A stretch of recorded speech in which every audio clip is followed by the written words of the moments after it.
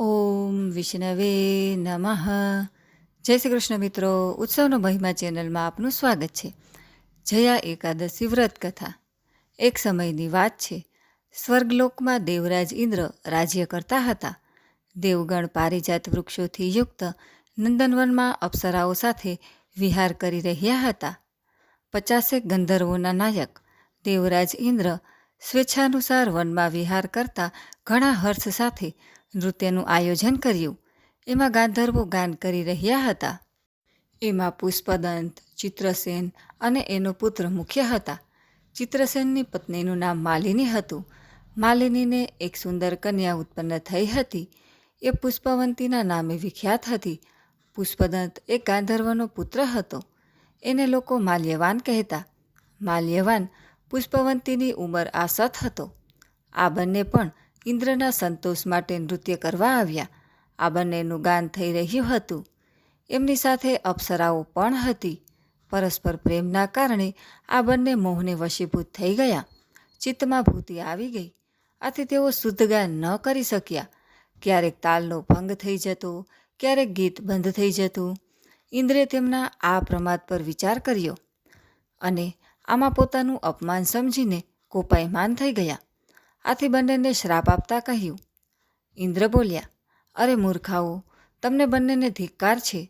તમે લોકો પતિત અને મારા આદેશનો ભંગ કરનારા છો. આથી તમે પતિ પત્નીના રૂપમાં રહસ્યને પિશાચ બની જાઓ. આ પ્રમાણે ઇન્દ્રનો શ્રાપ મળવાથી બંનેના મનમાં ખૂબ જ દુઃખ થયું. બંને હિમાલયના પર્વત પર ચાલ્યા ગયા અને પિશાચીઓની પ્રાપ્ત કરીને ભયંકર દુઃખ ભોગવવા લાગ્યા. શારીરિક યાતના થસ ઉત્પન્ન થયેલા તાપથી પીડિત થઈને બંને પર્વતની કંદરાઓમાં ભટકતા હતા. એક દિવસ પિશાચે પોતાની પત્ની પિશાચિનીને કહ્યું, આપણે એવું કયું પાપ કર્યું કે જેનાથી આપણે આ પિશાચીઓની પ્રાપ્ત થઈ છે? નરકનું કષ્ટ અત્યંત ભયંકર છે અને પિશાચીઓની પણ ખૂબ જ દુઃખ દેનારી છે.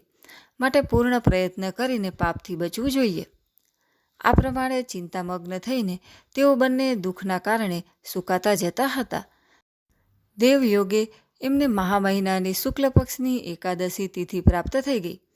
જયા નામની પ્રખ્યાત આ તિથિ બધી તિથિઓમાં ઉત્તમ છે. આ દિવસે એ બંનેએ બધા પ્રકારનો આહાર ત્યાગી દીધો. જલપાન પણ ન કર્યું. કોઈ જીવની હિંસા પણ ન કરી. એટલે સુધી ખાવા ફળ પણ ન કાપ્યું. નિરંતર દુઃખથી યુક્ત થઈને તેઓ એક પીપળાના નીચે બેસી રહ્યા. સૂર્યાસ્ત થઈ ગયો. એમના પ્રાણ હરી લેનારી ભયંકર રાત્રિ ઉપસ્થિત થઈ. એમને ઊંઘ પણ ન આવી.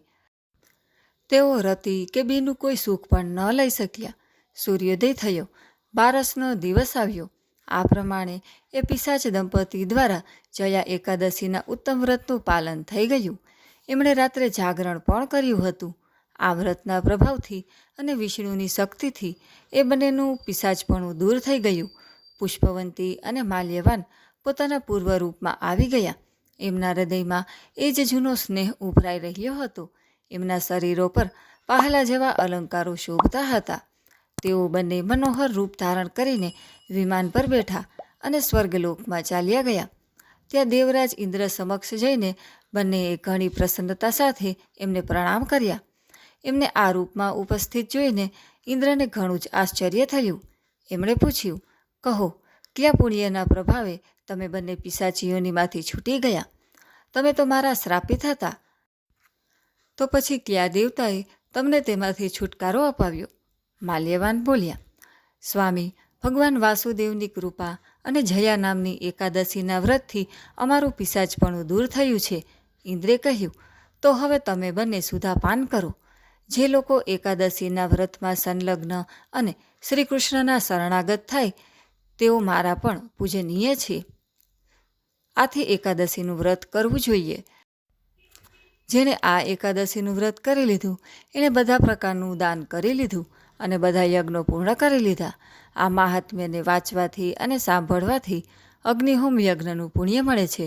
તો મિત્રો, આજના વિડીયોમાં આપણે જયા એકાદશી વ્રતની વ્રત કથા વિશે વાત કરી. વિડીયો પસંદ આવે તો લાઇક, શેર કરી કોમેન્ટમાં જય શ્રી વિષ્ણુ જરૂરથી લખજો. અને અમારી આ યુટ્યુબ ચેનલ જો તમે પહેલીવાર જોઈ રહ્યા હોય તો સબસ્ક્રાઈબ જરૂરથી કરજો. સર્વે ભક્તોને મારા જય શ્રી કૃષ્ણ.